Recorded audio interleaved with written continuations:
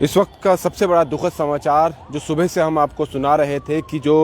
Helicopter crash हुआ था जिसमें हमारे 14 देश के बड़े जो अगर समझा जाए दिग्गज जो हैं वो सिक्योरिटी फोर्सेस के वो उसमें सवार थे, जिसमें अगर एक की बात की जाए तो वो विपिन रावत जी की वाइफ भी थी। दुर्घटना हुई, सभी के सभी लोग इसमें शिकार हुए। एक का अभी भी यानी कि 13 लोगों की पुष्टि की गई है कि उनकी मृत्यु हो गई है, लेकिन अभी जो बड़ी बात सामने आ रही है उसमें यही बताया जा रहा है कि जो विपिन रावत जी हैं, चीफ ऑफ डिफेंस स्टाफ, जो पहले चीफ ऑफ डिफेंस स्टाफ जो है जिन्हें नियुक्त किया गया था 1 जनवरी 2020 को, अब वो हमारे बीच नहीं रहे। सबसे बड़ी दुख की घटना जो है ये अभी सामने आई है। आज पूरा देश सुबह से ही नजरें गड़ाए बैठा था कि जो हेलीकॉप्टर क्रैश हुआ है, क्या उसमें जो हमारे देश के बड़े बड़े सिपाही हैं क्या वो बच पाएंगे या क्या होगा। लेकिन दुख की घड़ी रही और ये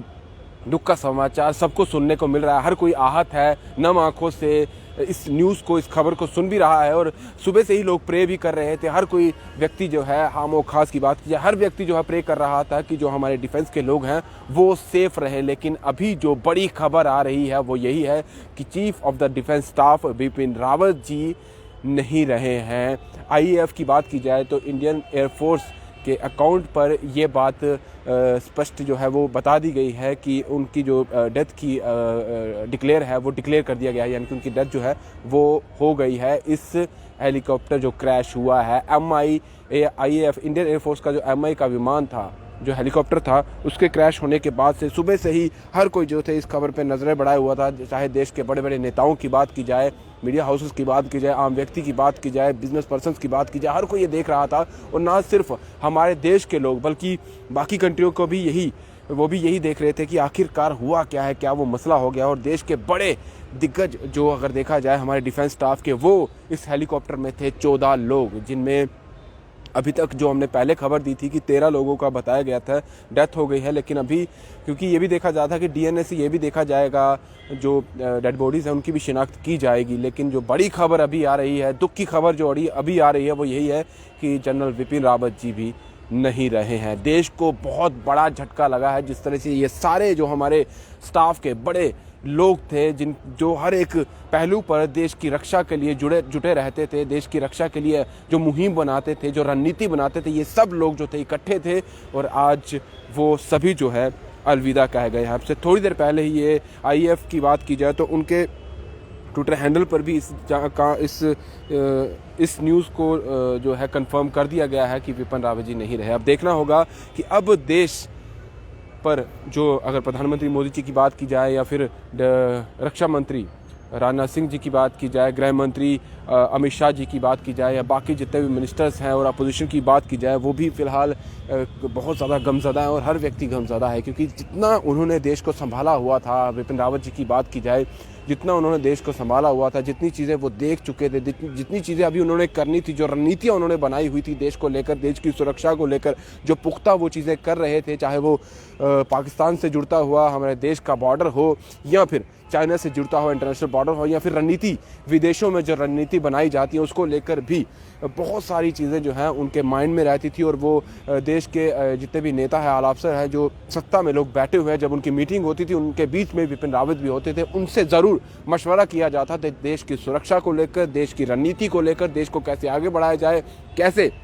और सुरक्षा मुहैया करवाई जाए, कैसे और डेवलपमेंट जो है वो हमारे बॉर्डर एरियाज में की जाए। और इंटरनल अगर देखा जाए तो यहाँ पर भी किस तरह से हर एक पहलू पर जो है सुरक्षा बढ़ाई जाए और हर चीज़ जो थी वो बारीकी से देखते थे। खुद हर जगह जाते थे, देश का कोई कोना हो, अगर फॉरेन की बात की जाए तो वहाँ भी उनका डेलीगेशन जो है वो जाता रहता था। लेकिन जिस तरह की आज घटना हुई है, पूरा देश जो है इस वक्त गम में डूबा हुआ है, शॉक ये लगा है, ये शॉकिंग न्यूज़ सुबह से ही जो है वो घूम रही थी। हर कोई व्यक्ति जो है यही सोच रहा था कि आखिर हुआ तो क्या हुआ। हालांकि इन्वेस्टिगेशन का मैटर जो है सुबह से ही ये कह दिया गया था, अब इन्वेस्टिगेशन बैठेगी कि कहाँ जो है वो कमी रह गई। मौसम अगर ख़राब था तो मौसम ख़राब अगर हुआ तो हेलीकॉप्टर को आखिर क्या हो गया, क्या इतना अगर मौसम इतना ज़्यादा ख़राब हो गया कि जिसकी वजह से हेलीकॉप्टर को क्रैश हो गया, क्या इतनी क्या प्रॉब्लम हो गई, क्या कोई टेक्निकल फॉल्ट था, तो वो टेक्निकल फॉल्ट कहाँ से आया, क्या उसकी पहले जांच नहीं हुई थी या फिर कोई और कारण है हेलीकॉप्टर के इस तरह से दुर्घटनाग्रस्त होने में। बहुत सारे कारण अब आने वाले समय में जांचे जाएंगे, बहुत सारी इन्वेस्टिगेशन की जाएगी। हर एक पहलू को, हर एक कोने को इसमें देखा जाएगा, क्योंकि इतने बड़े पद पर जब चीफ ऑफ स्टाफ की बात की जाए, चीफ ऑफ डिफेंस स्टाफ की बात की जाए, तीनों अगर सेनाओं की बात की जाए, उनके प्रमुख भी इनके अंडर आते थे। यानी कि वायुसेना की बात की जाए, थल सेना की बात की जाए, या फिर जल जो नेवी के स्टाफ की बात की जाए, उनकी बात की जाए, तो वो सब इन्हीं के अंडर आते थे। और अब देखा जाएगा कि अब जिस तरह से इनकी जो अब इस तरह से मृत्यु हो गई है, हम सब जो है उनको श्रद्धांजलि देते हैं। और हर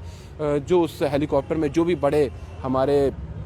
देश के जो बड़े बड़े हमारे सुरक्षा कर्मी थे, जो रक्षा विशेषज्ञ थे, जो इसमें सवार थे, उन सबको हम नम आंखों से श्रद्धांजलि देते हैं और पूरा देश दे रहा है। हालांकि कल जो है रक्षा मंत्री राजनाथ सिंह जी इस पर अपनी बात भी रखेंगे। अभी उनकी मीटिंग हो रही है और मीटिंग में सारे जितने भी, अगर प्रधानमंत्री मोदी जी की बात की जाए, खुद राजनाथ सिंह भी उसमें मौजूद है और सब जो है वहाँ पर मौजूद है। और इस चीज़ को लेकर बातचीत भी हो रही होगी, आखिर क्या वो वजह रही, इस पर पूरी इन्वेस्टिगेशन की जाएगी। इंडियन एयरफोर्स से भी इन्वेस्टिगेशन की जाएगी और सारी चीज़ें, सारे पहलू पर देखा जाएगा कि आखिर कमियां रही तो क्यों रही, कैसे रही, क्या आखिर वजह होगी हेलीकॉप्टर के क्रैश होने की। लेकिन मुख्य बात यही है कि हमारे देश के बड़े बड़े इसमें दिग्गज थे जो पूरी डिफेंस को संभालते थे, वो हमारे बीच नहीं रहे। फिलहाल दीजिए इजाज़त। दिभा भंडारी के साथ Rahul Singh, the state central के लिए नमस्कार।